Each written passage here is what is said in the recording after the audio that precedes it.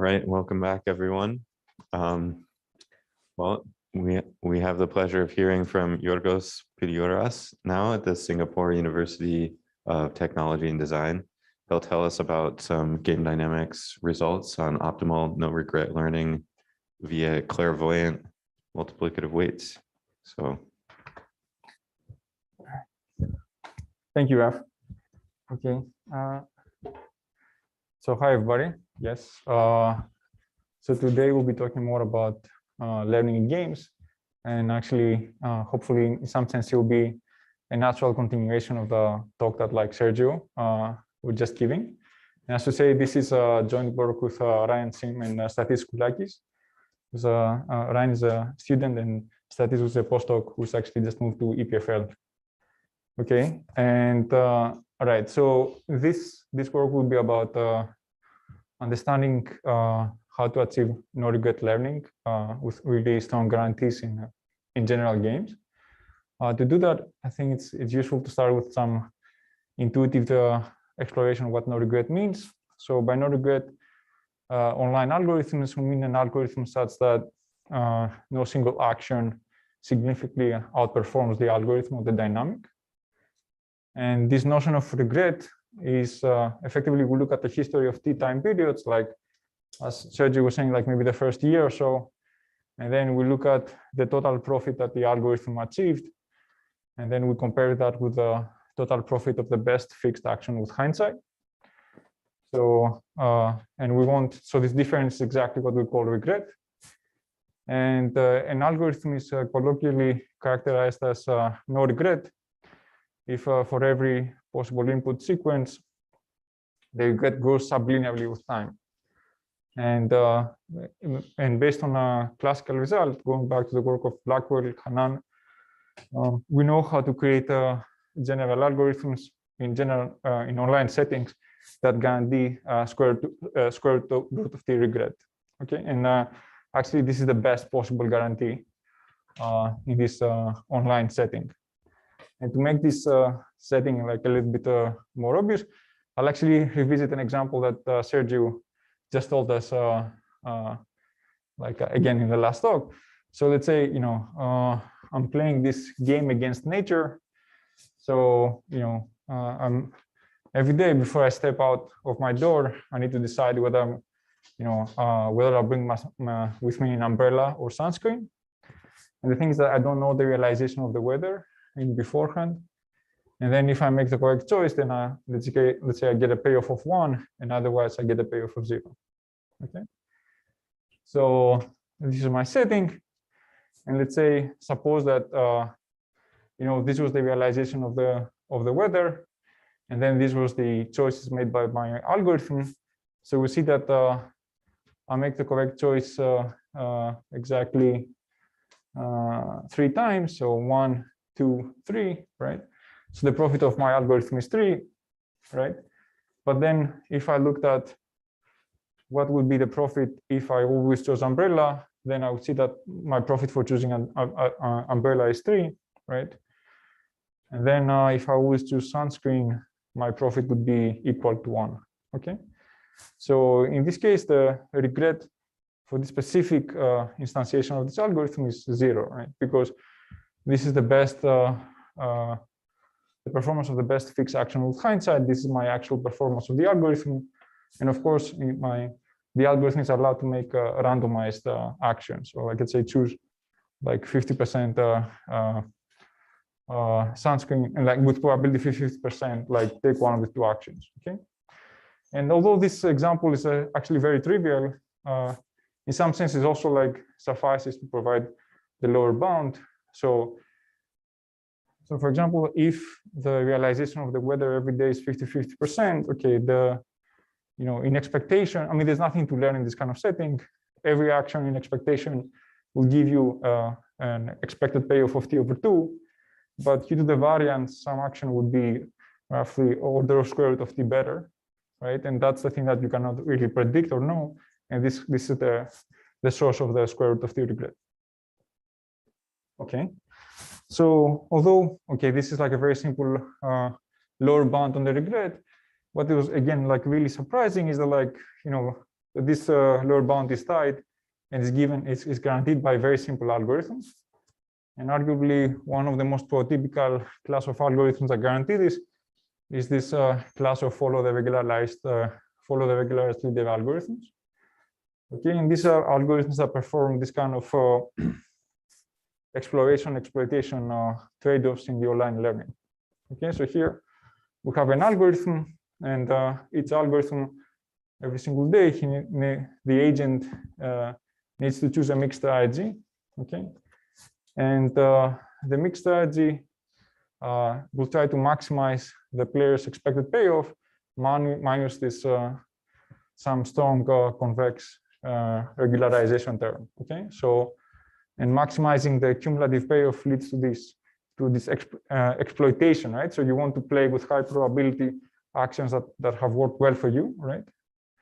But without this regularization term, this algorithm becomes very, very unstable, right? Because without this regularization, on every single day, the probability, your algorithm will just choose an action with probability 1, right?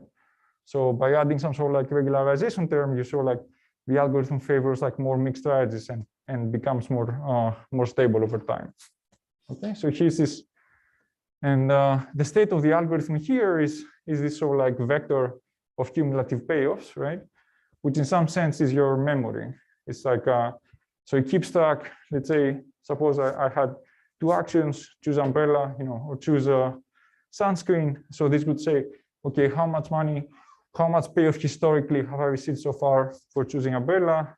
How much payoff have I received so far historically for choosing sunscreen? Okay, and then I just have to solve this simple concave optimization problem to find my optimal strategy. Okay, so now although this formulation is standard in the online learning literature, it's actually sometimes useful to consider not just the discrete time version of this algorithm, but this continuous time as well. Okay, so now the analysis is effectively more or less identical. The only thing that changes is that like the time now does not move forward in discrete time steps, but moves forward in continuous time.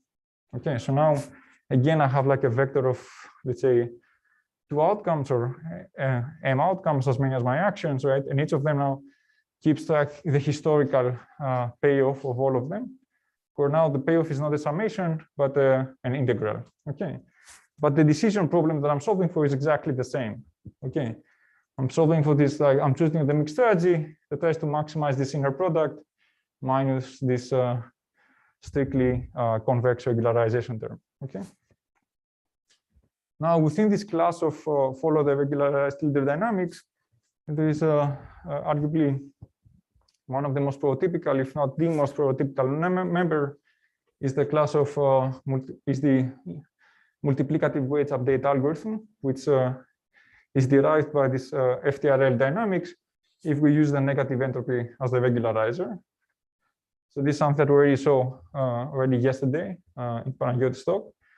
And with Panagiotis, whenever we talk about this this object is a thorny subject, and the thorny is like what we call the algorithm.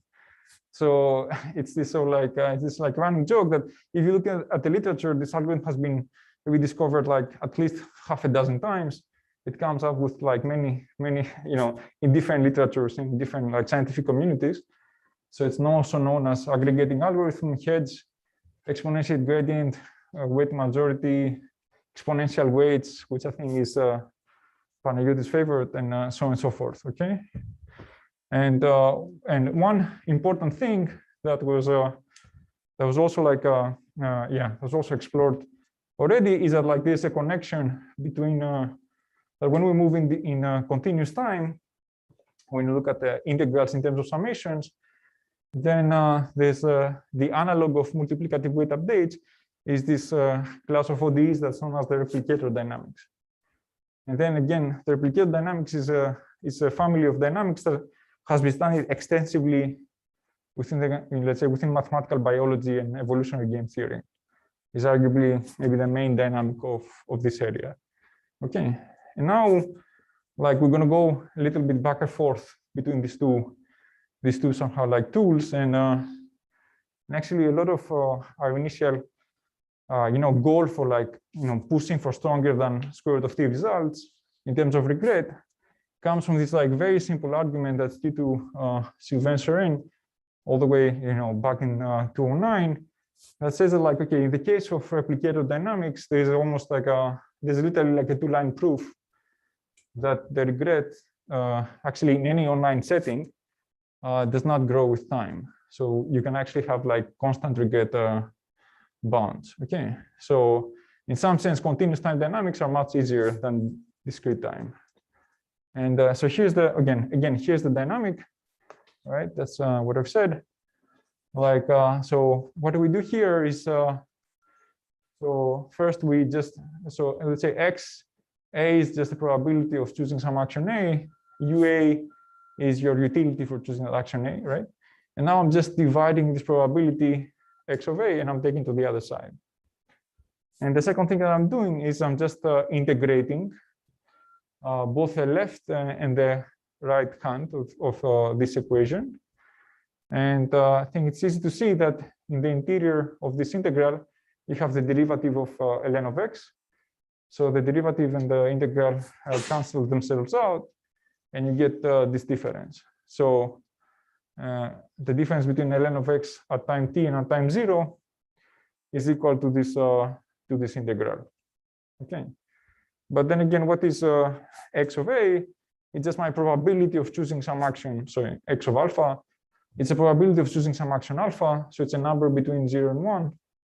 So its ln is non-negative, right? Non-positive. Sorry. And I can just remove it. I cannot just get this inequality. Okay. But the important thing is that this integral on the right-hand side, I claim is exactly the object that I want to upper bound. So this is exactly my regret for not deviating and always playing some action alpha. So let's convince ourselves about that this is indeed the case. Okay, so what's the first part in this integral? So this is my utility for playing action alpha all the time. So there's a hidden dependency on time on all of these terms, right? So the integral over this is exactly, what is my counterfactual payoff for just playing alpha like all the time. Whereas the other term actually just gives me my expected utility, my actual expected utility given the randomized choices that I made at time t, right? So taking integral over that gives me my actual total aggregated payoff, right? So the difference, yes? The alpha are not random again here, right? So in principle, I just need to try each of them once. Exactly. Yes, precisely. Makes it easy to learn, right? Yes. I mean, that's the whole point here.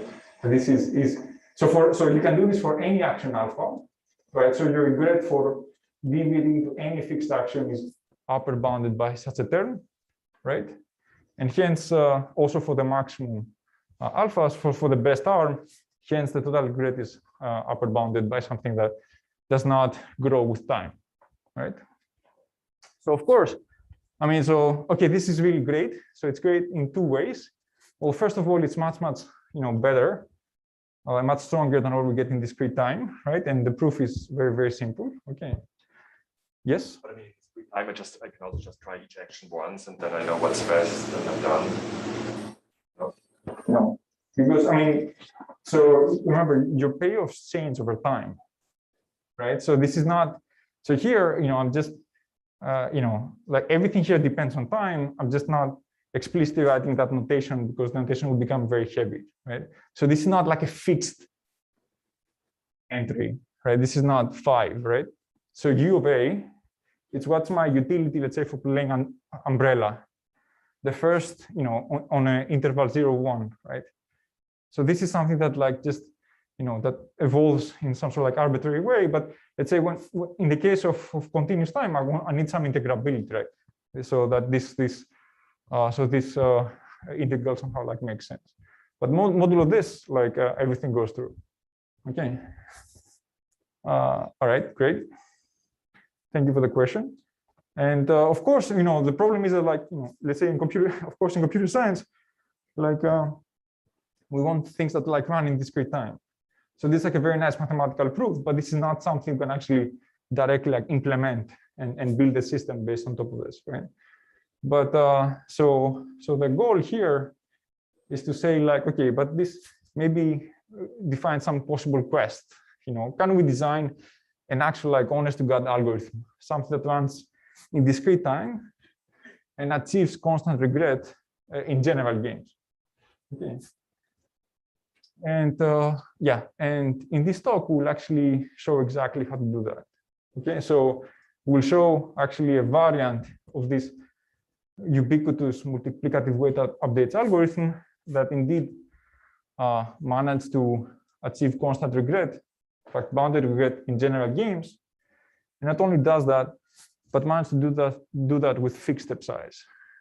So again, remember like the classical square root of t regret bound for getting square root of t regret with multiplicative weight updates is based on the assumption that your learning rate decreases at a rate over 1 over square root of t. And this assumption is like very, very important.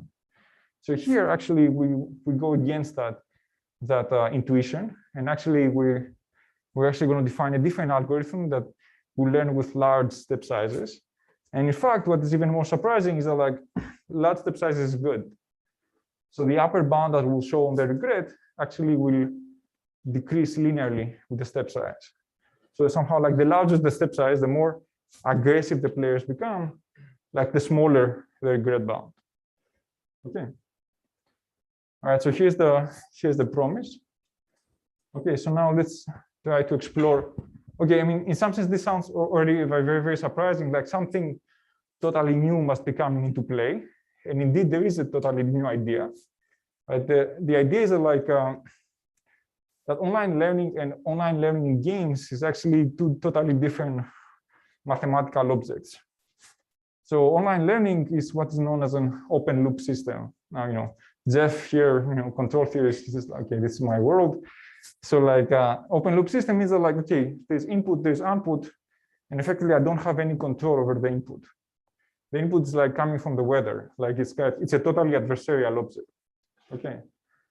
But in the case of learning in games, that's no longer true, right? So I'm learning, everybody else, I'm learning, Gautier is learning, Raf is learning, right?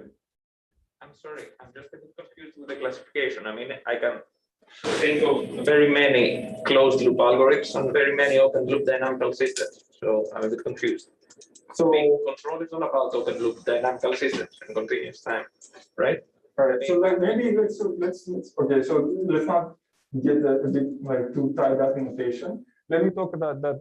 By open loop here, I mean the setting of maybe online optimization, right? Where there's like absolutely no constraints on the sequence of payers that are like that you're seeing that are in some sense are possibly coming from a totally adversarial source, right? Whereas in the case of closed loop systems, actually in the case of let's say games, you actually there are some constraints in what in your source of payers. So I'm playing a game with for example like Gautier and Raf. So they have some learning dynamics. I have some learning dynamics. So for example, like what happens today actually affects, gives us some information about what will happen tomorrow. Okay. So this is the kind of like somehow information, this is the kind of like structure that I'm going to try to exploit to get the stronger guarantees. Okay. So this is the beginning of the intuition, right? And now because, okay, now we're going to get a little bit more technical, yes? I guess so. What you're assuming is that all the players are using the same algorithm to. Yes, yes, 100%. So like as I will also show many other like prior results in the literature, like all the results come with the assumption that people use algorithms from this class, right? So if somebody, let's say, deviates, then all bets are off. Okay. Yes, great. All right, so here's now a little bit of piece of notation, right? As we're going to become like a little bit more technical now. Okay, so for all this talk, actually, I'll be talking about the vanilla formulation of normal form games. Okay, so that means I have a finite number of agents. Each agent has a set of strategies, which is also like a finite set. And now each player has a payoff function UI that is just a function that, given any strategy profile of the agent, just spits out the payoff of the agent, which is just like a real number, right? And of course, we allow players to not just play pure strategies, S, but also like mixed strategies, and we'll denote this by xi. So xi is the vector of the mixed strategy of player I, and xi si is the probability with which agent I plays strategy si. Okay, and the utility now, of course, it extends over profiles of mixed strategies in the usual somehow like multilinear way by taking expectations. Okay, and the other piece of notation is that, like, okay, although I will use ui to be just a scalar, which is just a payoff when I have the payoff of an agent at a specific strategy profile, by vi, I will consider a whole vector, okay? And the vector effectively will give me, okay, what is, given the mixed strategy of all of my opponents, what is my utility for playing the first, the second, the third strategy, and so on and so forth. Okay, so, and in this model, I will always assume that I have access to this information. Okay, so for example, like if I'm playing rock, paper, scissors, and I have some mixed strategy of my opponent, let's say 1/3, 1/3, 1/3, then this vector vi would be just 0, 0, 0. The Vi's are not time dependent now. Only the X's are. Yes, so the VIs now they're still time dependent, but implicitly. They're time dependent because the behavior of all of the other agents evolves over time, right? The payoff functions are not. The payoff functions are not. Actually, I will see at the very end of the, like, you can actually deal with some sort of like with change on payoffs, but for now, let's just think this in the classical setting, your game is fixed but arbitrary. Okay, great, but yes, thank you for the question. Okay, so this is just, as I said, this annotation, VIs are like scalars, so UIs are scalars, VIs are like vectors. Okay, so, okay, and then here's again of course, the standard version of multiplicative weight updates, okay, that we've seen before.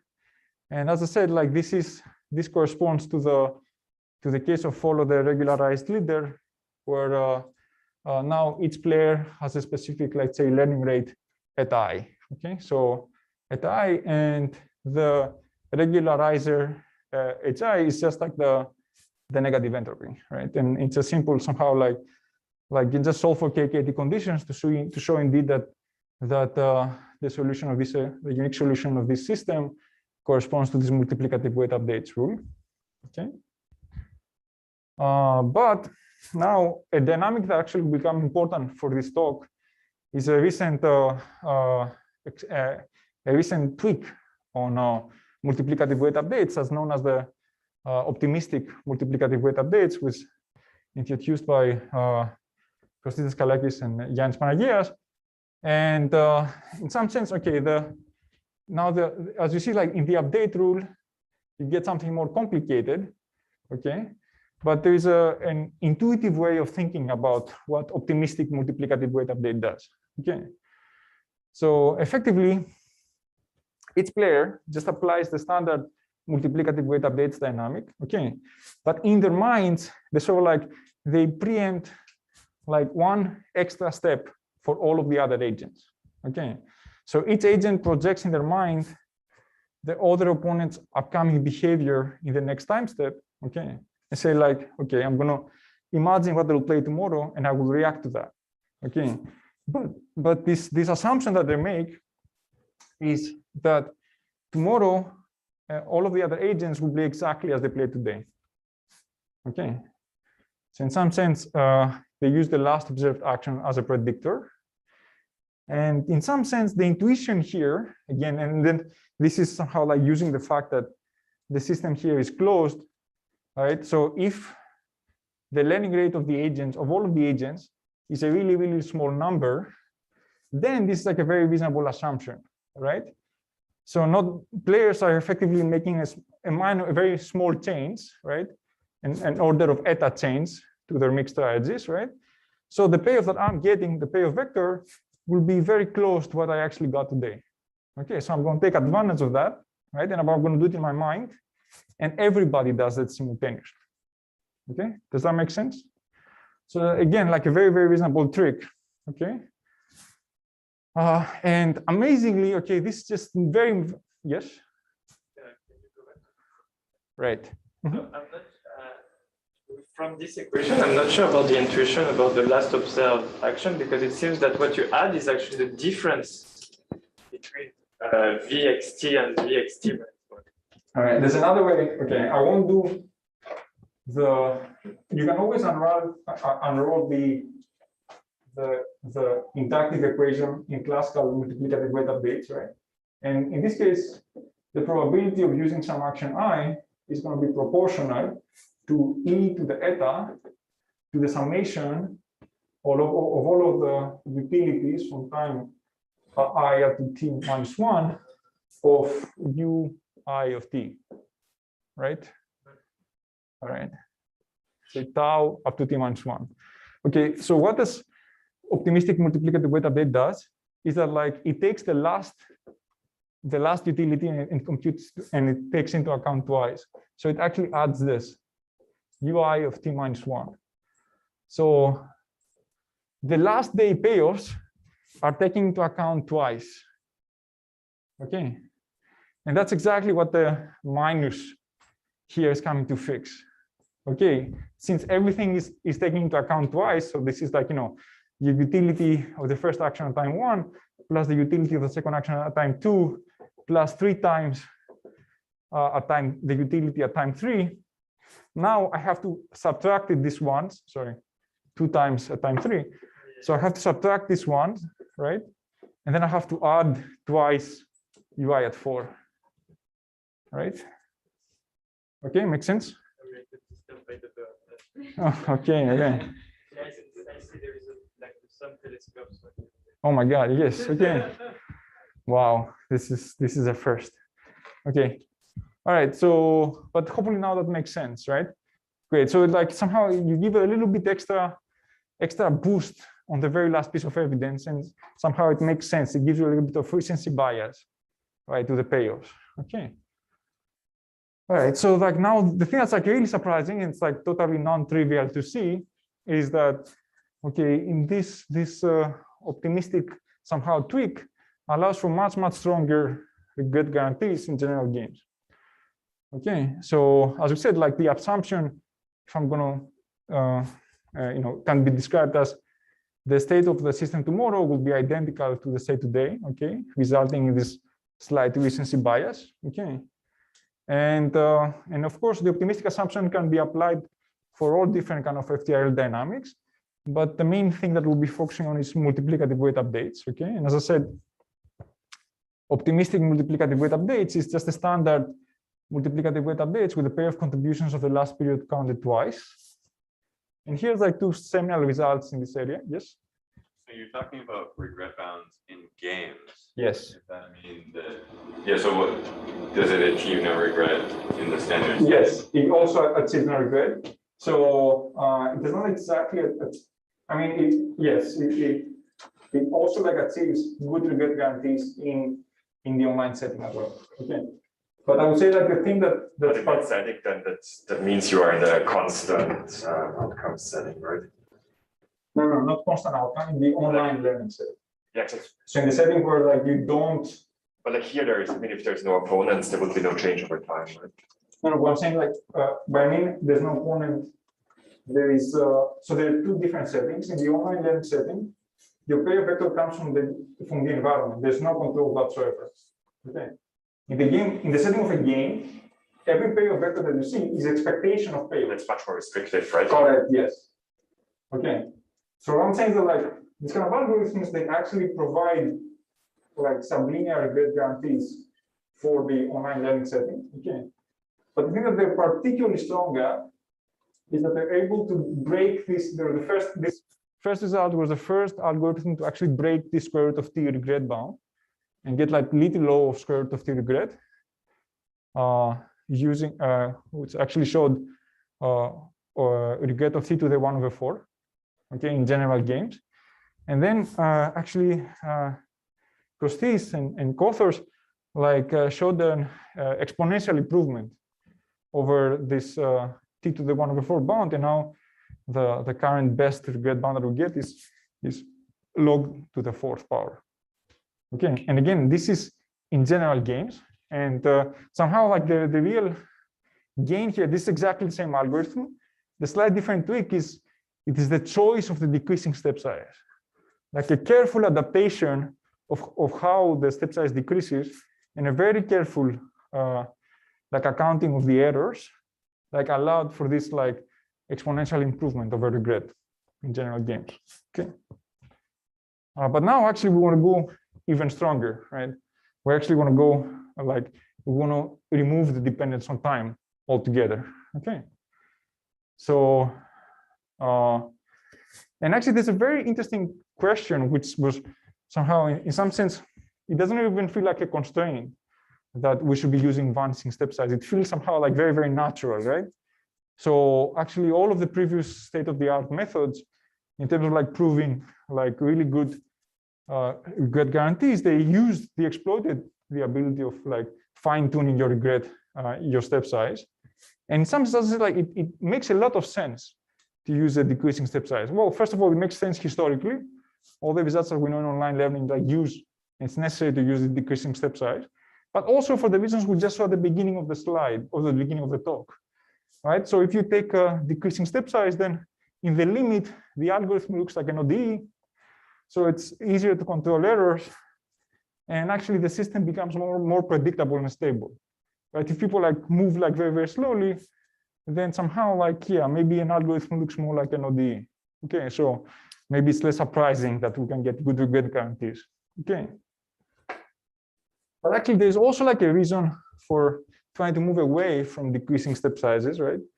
And it has to do with somehow that, okay, if you keep decreasing the step size and the limit goes to 0, well, in the end, somehow like you're not really learning, right? So your learning rate, your adaptation just becomes negligible, right? So like I mean, it allows you for like, very, very strong, let's say theoretical bounds, but in any practical machine learning system, like you really want to get everything out of your system, right? So every time you run an update, you really want to gain something in terms of performance, right?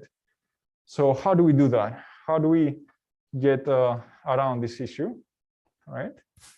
And then here's the key idea somehow on one slide is that, well, you can actually create such systems such that their evolution is perfectly predictable, which is what you want, but without stability. That is, agents can learn very aggressively, okay, using large step size, different step size possibly, okay, but they can actually predict the future, which is really what you care for. Okay, you don't care for stability, right? You care that you know actually what happens tomorrow. Okay, and then here's like two different physics Nobel Prize winners. And first says, okay, predictions are hard, says Niels Bohr, especially about the future, right? So this is somehow like the online learning world, right? So like it's impossible to really predict the weather, right? But you can actually, although the future cannot be predicted, sometimes you can create the future. And if you can maybe explicitly create the future so that it's predictable. Okay, so that's the thing I want to try to do. And actually, here's the algorithm on one slide. And it's really somehow, it's so simple that, yeah, the algorithm itself is trivial. So what's the only difference between clairvoyant multiplicative weight updates and the actual vanilla multiplicative weight updates? Is it like, what is the vector of payoffs that you see? Okay, so if here I had, so remember, this is the utility for agent I for playing action SI. Okay, and this of course depends on everybody's behavior.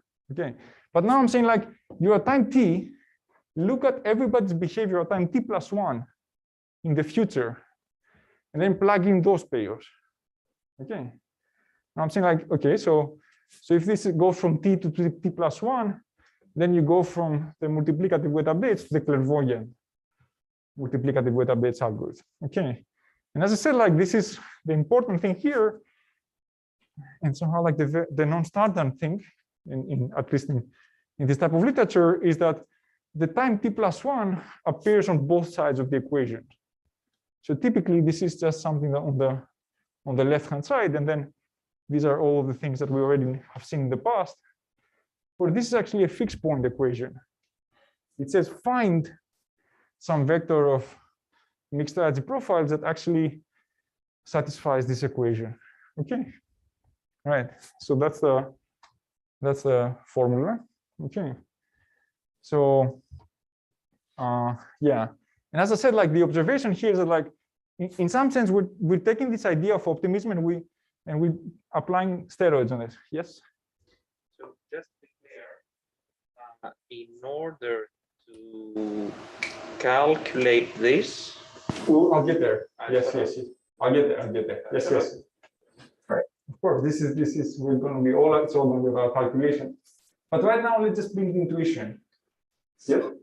This is proximal point method, no? yes, So I mean, so the proximal point method here, this holds in the case of unconstrained optimization. But as we see, okay, so computing this with large step size eta is going to be PPAD hard. So I don't see how. Let's see how the proximal. what he said, but it is proximal point method with entropic regularization. It is a Bregman proximal point method. At least this is the way I also see it. Okay, but the question of like whether you can have like an equivalent formulation does not somehow. For sure. Yes. That was an interpretation. But Yeah. That's the question. Just to be sure that, Right. But yeah, Georgios. So the thing about, okay, so we're still, no matter how we decide to call this, right? So this raises the question, a bunch of like questions that are going to arise in the next slide, right? For example, like, does this make sense? I mean, I can write this whenever you add such an equation, like, does it even have a solution? Like, why is that? It's not obvious that this is true, okay? But as I said, like, this idea here, the intuition behind this is that you want to form self-confirming predictions about what all the other players will play tomorrow, right? So this is what you think people will play, because this is what you actually plug in to compute your payoff vectors, and this is what they end up playing as a result. And these two things agree. Okay, so, and that's somehow like the reason for like calling this clairvoyant is because in some sense you know what will happen tomorrow. Okay. All right, but now actually we come with a bunch of like the meat of the paper is actually starts now. Okay, so all right, you can write all of these things. This is great, but there's a bunch of questions. Well, first of all, okay, what is the regret of this kind of like formula? Like, why does it have any good properties, right? Second one, and this is kind of like much more important. Well, does this even make sense? So is it always the case that this fixed point equation always admits a solution? And what I mean by admits a solution, remember, like, it takes a bunch of parameters. The parameter is the current vector of mixed strategies for all agents, and the current vector of learning rates for all agents. And I'm saying, like, take any game, take any mixed strategy, and take any vector of learning rates, no matter how large, like, infinity, or not infinity, sorry, 10 to the 100. Okay, can you prove to me that even with this huge, somehow like learning rates, this thing admits a solution? Okay, if not, then the fact that you've written down it's meaningless. Okay, but of course, we're not mathematicians here, so it's like a proof of existence is not enough. And actually, this is like a fixed point problem. Like, we're always actually very much worried that fixed point problem is something like PPAD hard. And in fact, this computation would be PPAD hard if the learning rates eta become very, very large. Okay, there's no efficient way to do this, but we'll show that as long you can always choose fixed step size, as long as your fixed step sizes are not too large, then this fixed point equation admits a unique solution. And you can compute this efficiently in linear time via contraction mapping argument. Okay. So, and finally, which is again, this raises something that actually, yeah, Sergio actually talked a little bit about. It's like, okay, we're in this sort of like game setting. So it better be the case that I can compute this kind of like updates, like as agent I, without knowing, as agent Georgios, without knowing, let's say, Raf's payoff matrix or like payoff vector. Okay, so I'm going to be able to do this all of this in a decentralized way, you know. And the answer to all these questions will actually be positive. Okay, and that's and I'm going to go in the rest of the talk in terms of like how does this work out. Okay. Any questions here about the statements? Okay. All right. Let's move forward. All right. And yes. Does it make sense to think of this algorithm in the online setting? No. Great question. I mean, you can, but you have to be God, because like literally here you have to know the future, right? So yeah. So it doesn't make sense. Or the only way to, I guess I mean, maybe I'll touch upon this a little bit. So one way of thinking about this algorithm in the online setting is that it reduces to actually optimism, because the only thing you can do is just compute the first possible update. Like you cannot solve the fixed point calculation, but you can start. Your best possible guess right now is what is the one that the optimism actually uses. Actually, this will be part of the computation, so I'll get to that. Okay. So yes. Sorry, just a clarification. So this algorithm, xt+1, is for all the agents, and so it's a centralized computation of knowing the future for everybody. Yes, correct. So this is a great question. Yeah, this for every agent I will actually compute exactly the same. So yeah, so the whole fixed point calculation is a bunch of such equations for every agent and for every action. Yeah, if you know the future, why not jump straight to that integral? No, that would be a great question. We'll just jump to it. So like, okay, let me just say that like if eta becomes very, very large, like goes to infinity, this fixed point becomes an arbitrary good approximation of Nash. It becomes an epsilon Nash. Okay, so now I'm going to say like, okay, of course, like you're never going to be able to compute this, right? But the thing here is that like with fixed but not too large epsilon, okay, and sorry, but as long as this is not too large, then this computation will be extremely efficient, unlike Nash. Okay, and the thing like this will be enough for constant regret. Okay, that's the difference. Okay, so let's start first with a regret type of arguments. And actually, for the regret arguments, it's actually easy to do it, not just for the clairvoyant version of multiplicative weight updates. Yes. I'm sorry, you're probably going to touch on it. So if so, just tell me to. But can you go just to the previous slide? So just to be clear, here I will have to solve this problem not only relative to my future strategy. So it is not xit+1 and everyone's current strategy. Xit. It is not vi of xit+1. X minus it, right? So here I will have to solve this kind of fixed point equation, but also the strategy of all the other players would be concurrently, yes. And they would have to take into account somehow the future strategy of everybody, of all the other players. Yes. It's not I'm. Yes. So you should be very worried. You should be very worried. You should be saying this and say like, this is totally unsolvable. Yes. So actually it has like a very strong like NAS flavor. Okay. And actually in a way that I won't touch, you can interpret this as an exact NAS of a different type of game, but I don't want to get there. Okay. But the thing is like this you can solve efficiently for specific games. Yes. Yeah.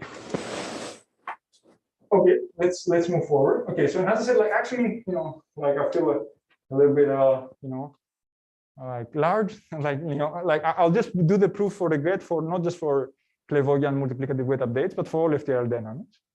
And then what's the natural analog is that, okay, when I do this, when I create this memory register in my mind, like I just, I always add tomorrow's payoff in my vectors, right?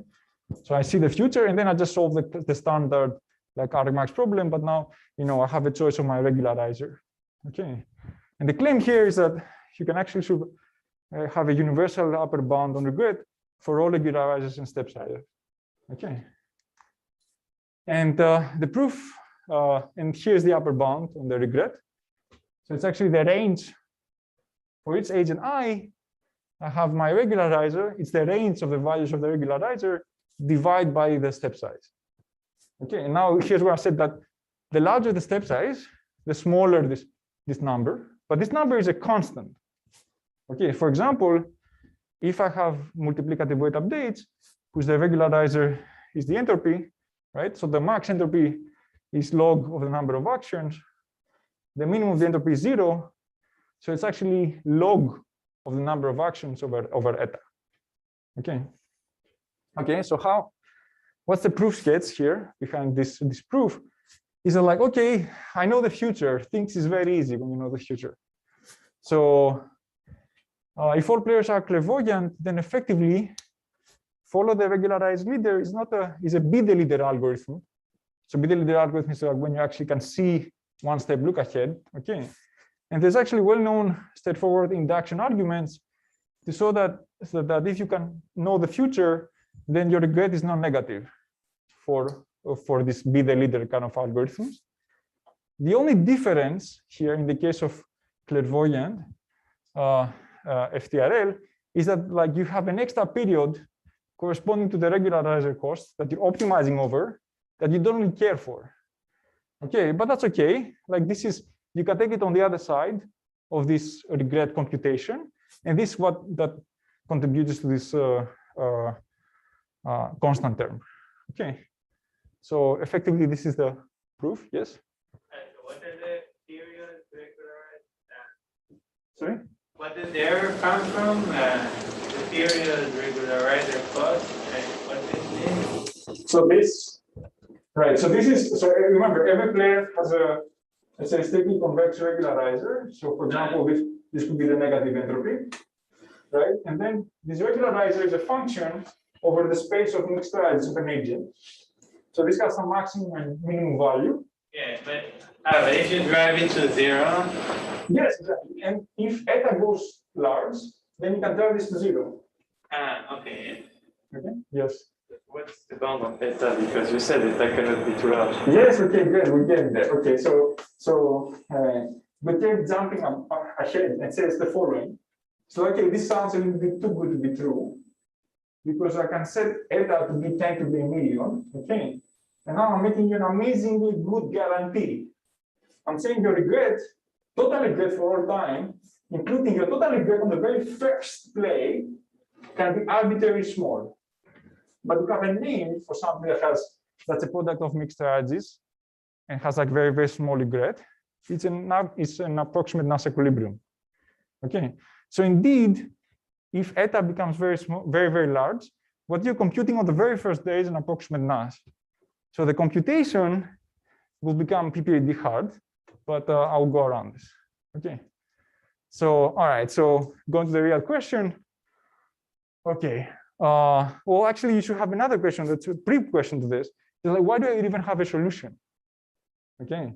I have not even guaranteed to you that this fixed point equation could have no equilibria whatsoever. Okay. Or it could also have multiple equilibria, which is like less bad. But in this case, I would have to solve the equilibrium selection problem. Okay. So here's the first statement. For the case of clairvoyant multiplicative weight updates, for any vector of learning rates, no matter how large, ridiculously large, this set of equations always admits a solution. So I can always, like, these things exist, but we cannot necessarily find them in fast. Okay. But if the step size is not too large, okay, then clairvoyant will have a unique solution. And actually, you'll be able to compute this in linear time, contraction mapping kind of argument. Okay, so that's the idea. Okay, how do you prove this? So the first one is, how do you prove that, like, for any set of learning rates, this set of equations admits a solution? Then effectively, this is an application of Brouwer's fixed point theorem. Okay, I won't share the exact details, but as actually, again, Sergio showed before, I will give you an alternative, an equivalent formulation of Brouwer's fixed point theorem, which exactly was particularly useful for this specific kind of problem. Okay, and this is known as the Poincaré-Miranda theorem, and it's a generalization of the intermediate value theorem from a single function in one dimension to multiple function in n dimensions. Okay, so what is the intermediate value theorem? It says like, suppose I have one continuous function, and here it takes value -1, and here it takes value +1, and there's some point it takes value 0. Okay. So now this theorem says like, okay, consider n such functions, which are again continuous. Okay. But here's the important thing. Okay. So let's say again, the variables run from -1 to 1. Okay. And each function fi at one end, when xi is in the negative part, is always constantly negative, and in the other edge, it's always constant positive.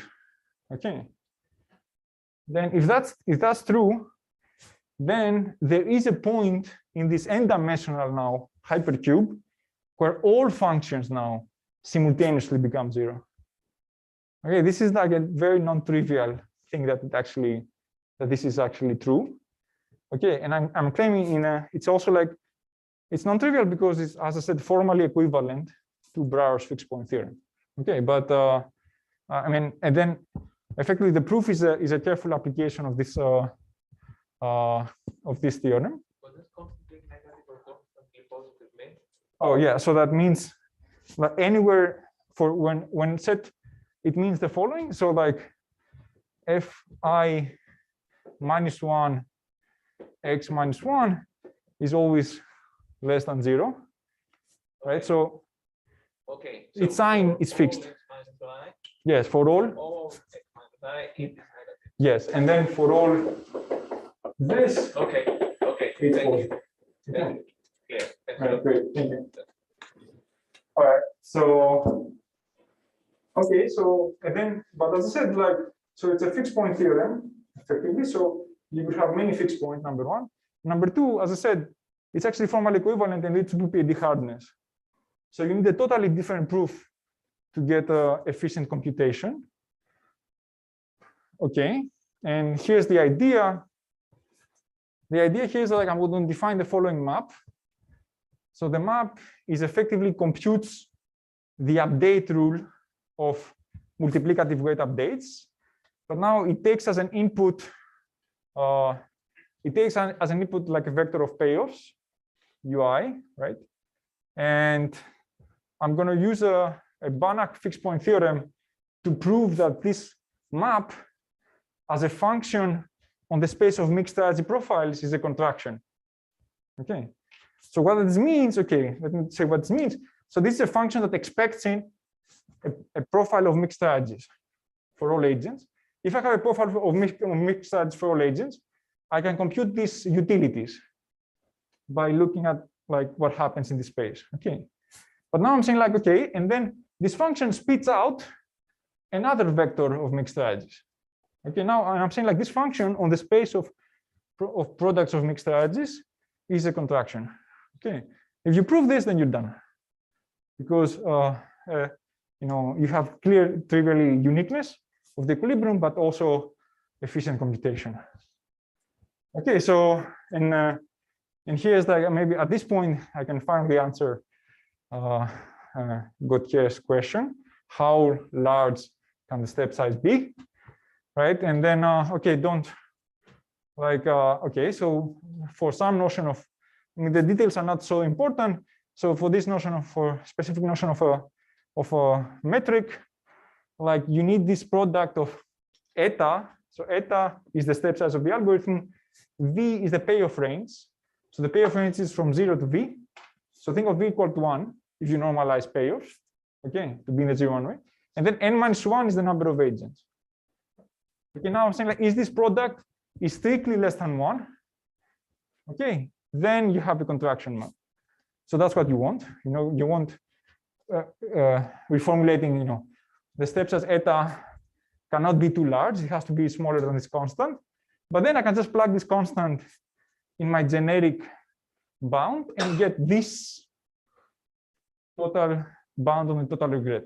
Okay, so total regret is logarithmic on the number of actions, linear on the range, and effectively linear n-1 on the number of players.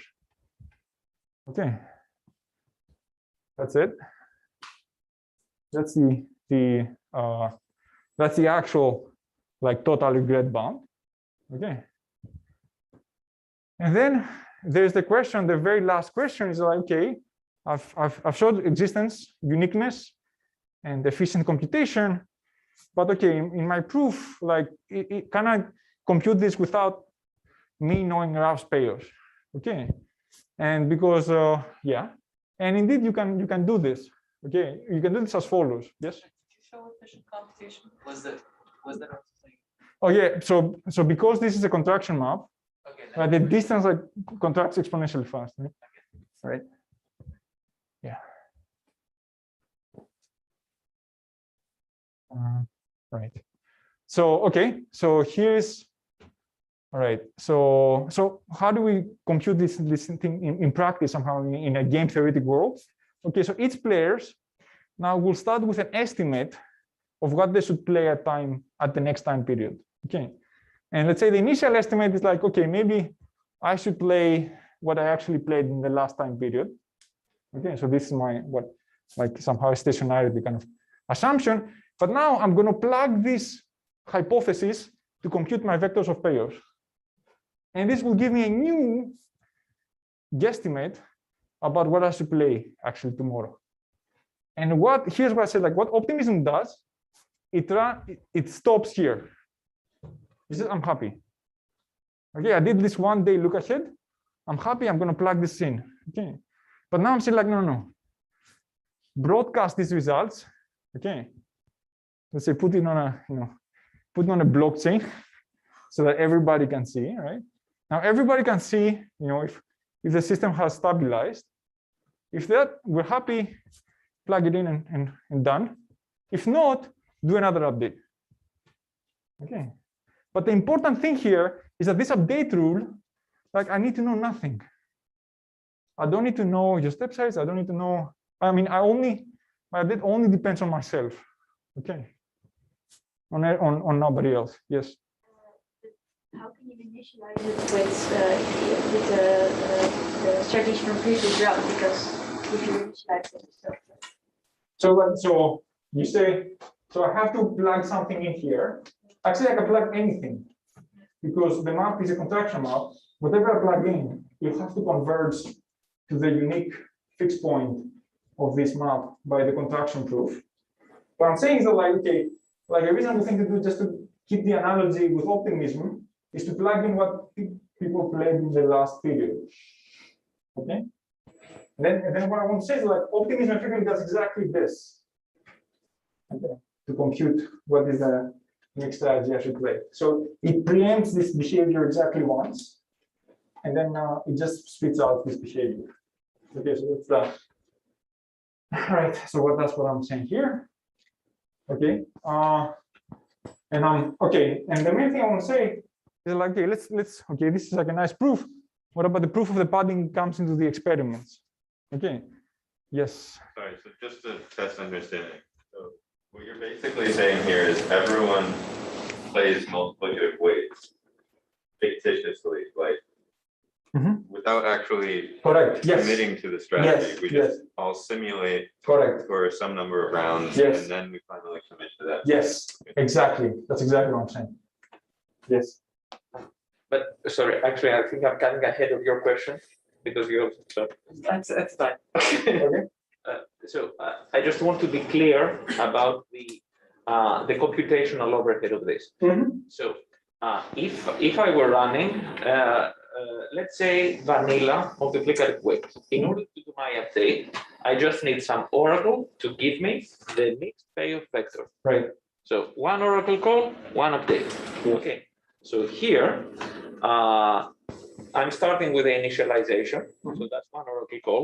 And then, assuming that your eta is sufficiently small, so as to have a contraction, Right. we'll have this fast approximation of your clairvoyant strategy, but this will require a logarithmic a logarithmic number of oracle calls. Okay, but right, exactly. The reason I'm asking is that if we have, so in terms of oracle calls, which is the standard metric reported in regret guarantees, this actually inflates each iteration by a logarithm.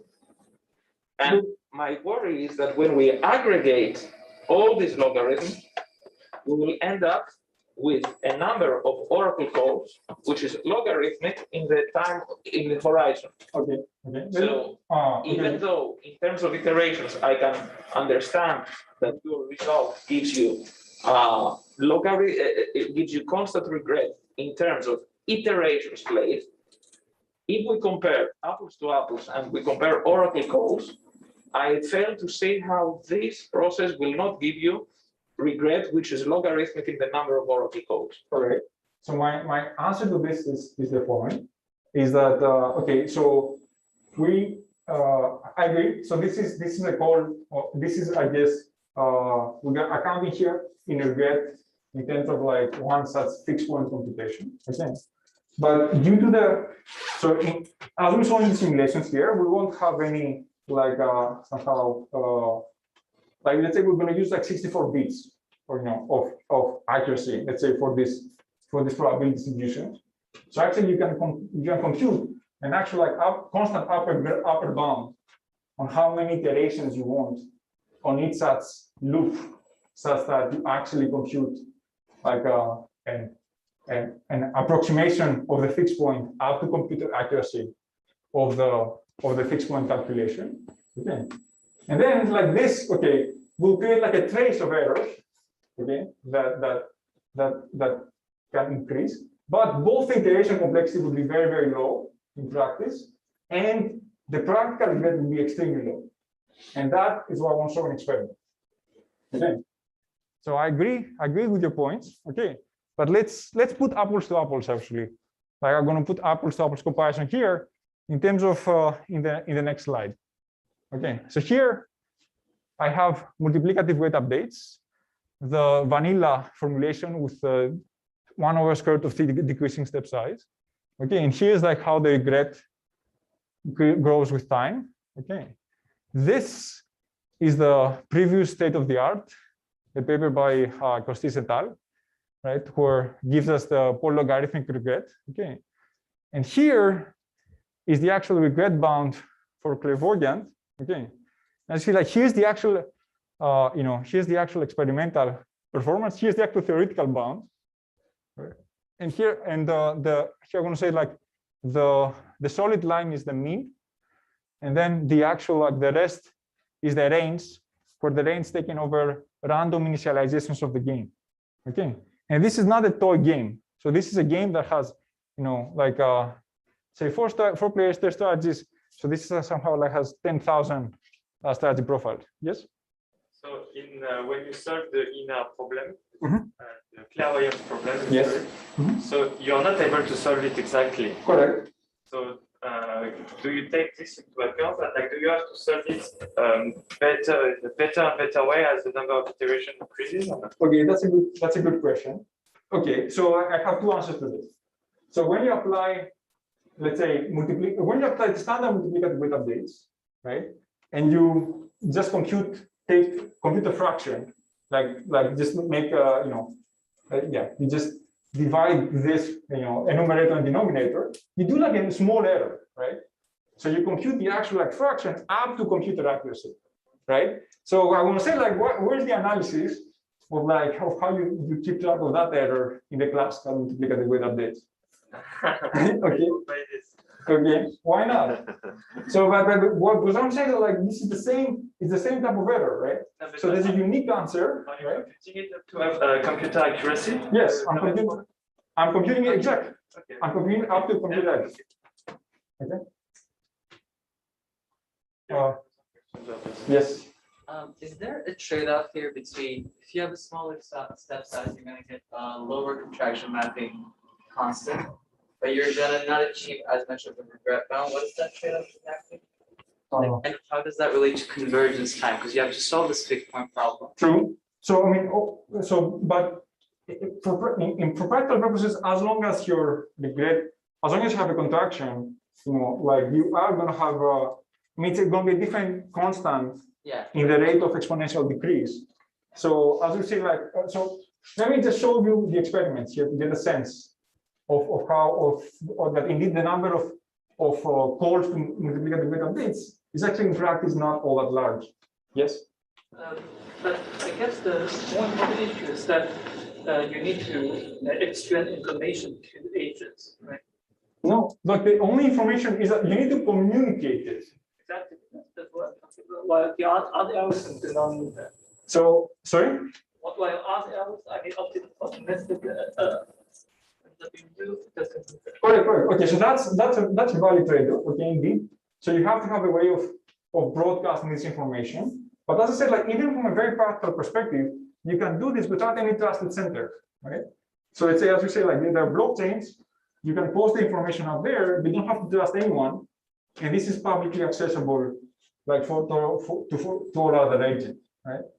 So I think it's a real constraint again. But I would say that, and there are some cases where this constraint could be binding, and you could not do this. But I would say that like there are many cases where you can. If this is allowed, I'm wondering, can you just at the beginning, you do some protocol like this and compute correlative equilibrium, then you just play that for all the time? But here's the thing. Okay, so first of all, like the information that you give here is much smaller. Right? So you just give. So as I said, like here, you just give a single. You just give a single strategy profile. Like I'm not communicating. And this is not like just TikTok. Like trying to broadcast like the like all of the payoff metrics to somebody else, right? So that would be another very realistic algorithm. I mean, you could argue for this, but I don't think this is like a strong argument against this kind of technique. Okay. And if you want to go around this, they want to enforce the fact that like the algorithm is decoupled. Okay, that I don't allow you to know the payoff of other agents. Can I ask something? Hello? Yes. Hello? Yes. Hello. What is the bound on K? I must have missed. How many, do you have a bound on how many iterations on the previous slide? On the previous slide? Yes. How do you know? Right. How high can K get here? Right. So as I said, like here, we have a proof that this mapping is a contraction map, right? So given some level of computer accuracy that you want, right? I can find how many steps, like the logarithm of that computer accuracy will give me like an upper bound, right? On the number of steps up until like this fixed point computation will converge up to computer accuracy. Does that make sense? So just think of this, like, so here, suppose that like we actually have a proof, also for the Euclidean norm, right? And let's say suppose you set eta, so the contraction is 1/2, right? So every time you apply somehow the contraction mapping, you actually decrease the number, like the number of these bits by 1, right?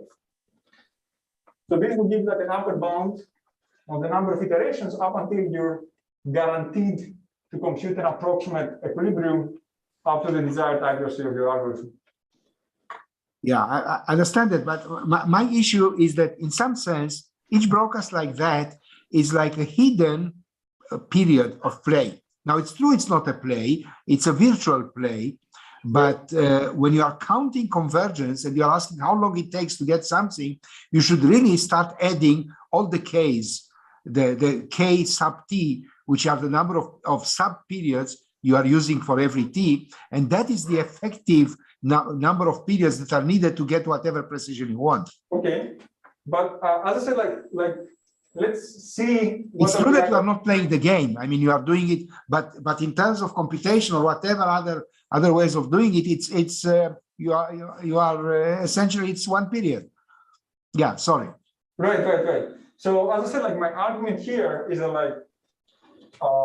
that you can provide bounds, like as I said, like as long as you're okay with computing the approximation up to computer accuracy. So if you look at this, the number of calls, let's say, to multiplicative weight updates in average per step is something between like 2 and 3.5, right? So it's not like a huge overhead, like from a practical perspective, right? And as I said, like this is something that you can actually formally provide like an upper bound, which is constant, up to, for computations, given a desired computer accuracy for your system. Does that make sense? I see. So it's a constant. What you claim is that there is a constant there. Yes, correct. Which depends on the parameters that you chose on whatever you want to achieve. Yes, and I'm saying that like this constant error is not like crazy, right? Because it's a price you have to pay for actual multiplicative weight updates. Because when you compute it on your laptop, okay, you compute it up to the last decimal digit, okay? But in principle, let's say if I have like 1/11, you have infinite digits here. Well, at some point you're gonna stop, right? So you're gonna truncate. So you're gonna lose something. Okay, you can lose something. Okay, it's not the end of the world. Like if your error somehow like propagate up to computer accuracy, I think this is something that both that you can live with experimentally, and that you have to live in any sort of like, in any actual computer system, you cannot have infinite digits of accuracy, right? You have to, at some point, you have to stop. Yes? George, can I ask a question? Yes. So it sounds like your argument is saying that log t is going to be constant anyways. No, okay. So the algorithm does not say like log t is constant, right? So the argument says the following, right? So I'm saying that like when you do the analysis of multiplicative weight updates of its regret, right? Like what do you take into account that when you compute your actual update step in multiplicative weight updates, your update is not perfect? Is that accounted in any of the proofs, let's say in the books of multiplicative weight updates? I'm sorry, but if your update is not perfect, okay? Yes. So if it's accurate only up to epsilon, then your proof the proof that you show will propagate an error of epsilon at each round. So at the end, you will have your constant regret bound plus epsilon t, where epsilon is your machine precision. Of course, we can say that I'm gonna take epsilon to be very small. Yes. If I take epsilon to be very small, and I have to tune it in order to make the t factor, which is next to it, disappear, I'm not at all sure how we will not end up getting from this tuning an extra log t. And one last thing, if the name of the game here is do not ignore the logarithmic factor and that this is what is important, then I'm not so sure that we can overlook these type of errors that we're saying, because they will have a logarithmic impact on the performance of the algorithm. So the impact, okay, so say there are some details that need to be right. So like, okay, so if we can account with using increasing accuracy, and I agree that will give like an extra like log t term, okay, in the analysis of the regret. Okay, so that I agree with, okay. But what I'm saying is that like for any like this in a practical, in a practical context, right, where I would just run with a fixed precision in each time step. Okay, I have these error terms that like propagate, okay, but like these terms can have like a linear term that can have arbitrary small slope. Okay. So does that make sense? I think we should take it offline. Yeah. Okay. Sorry, we started late. All right. So, like one thing I want to say here is that in the case of multiplicative weights or optimistic multiplicative weights, it's not even in principle possible to get such bounds in the sense that you can find like small 2x2 games such that if the step size is large enough, then you get trapped into these algorithms have regret that grow linearly with time.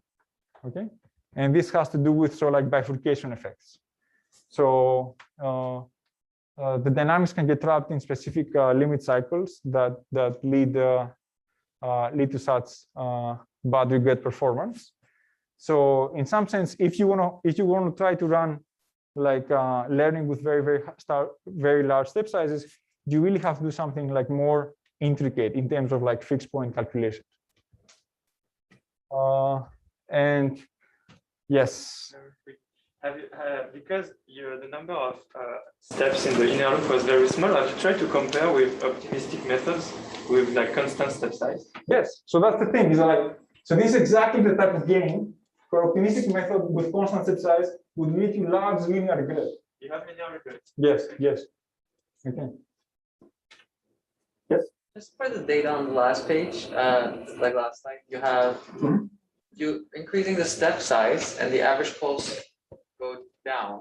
And isn't it that as your step size goes up, you're getting a PKD hard problem or complete problem? So your average pulse should. Yes, but that happens, of course, just in the worst case. Okay. Like in the worst case game. Right? I mean, this is just a random game. It's like okay, gotcha. Okay. All right. So okay, there's definitely like a lot of like open questions in terms of like exploring different extensions. Like here, we just try to minimize regret, but what about internal regret and correlated equilibria? What about other classes of games?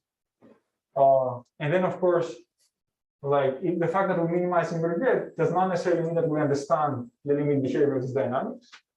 So, for example, like in a recent work with RAF, we show that like we can actually have arbitrary complex dynamics, arbitrary complex dynamical behavior in terms of the in terms of dynamics like replicative dynamics, and you can even leverage this to get undecidability results for reachability questions. And Christos actually will talk tomorrow about some other negative results for game dynamics. So in some sense, like the fact that we can get something positive for regret, like does not really mean that we understand the long-term behavior of the systems in terms of like the day-to-day performance, which can be extremely complicated. That's a totally orthogonal question that's worth investigation. Okay, that's it. Thank you.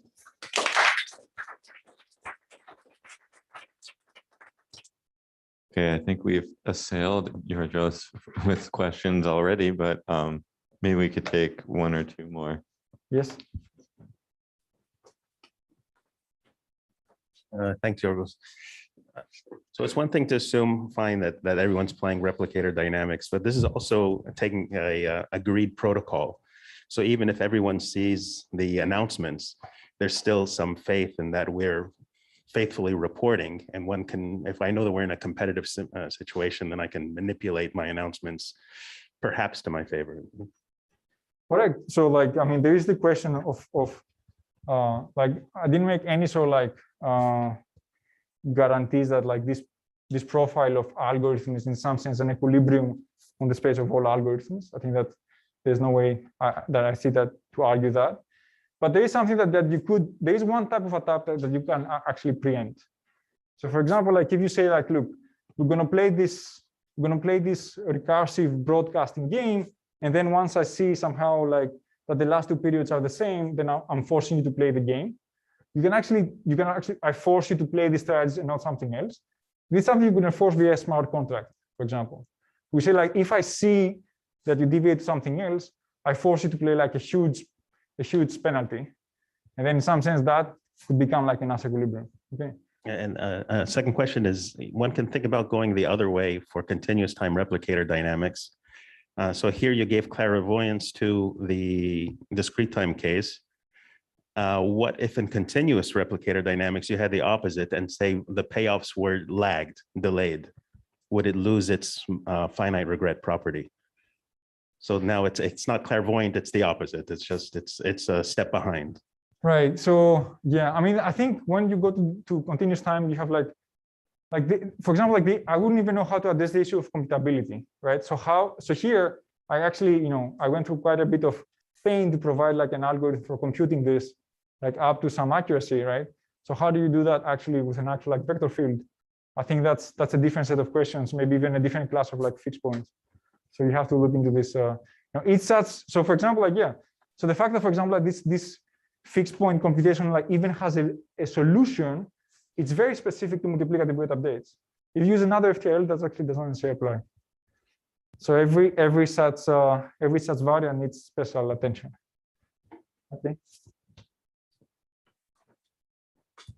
Maybe one more question. Maybe lunch. Did you? I've asked more, but Yeah, let's go for it. Thank you very much for the very illuminating talk. I guess a lot of questions. I guess the thing I agree with Paranotis is that this update rule looks pretty similar to I think exactly the same as proximal point update with KR.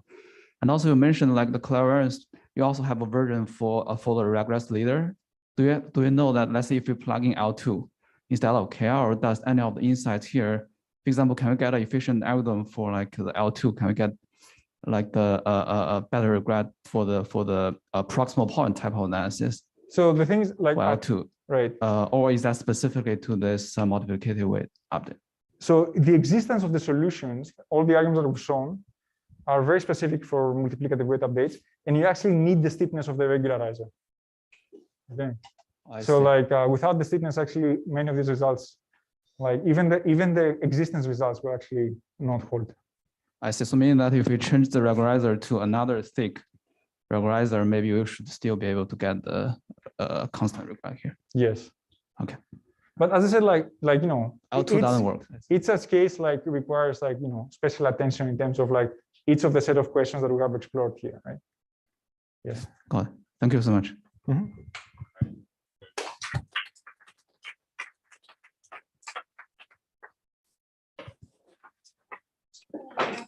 Georgios, by the way,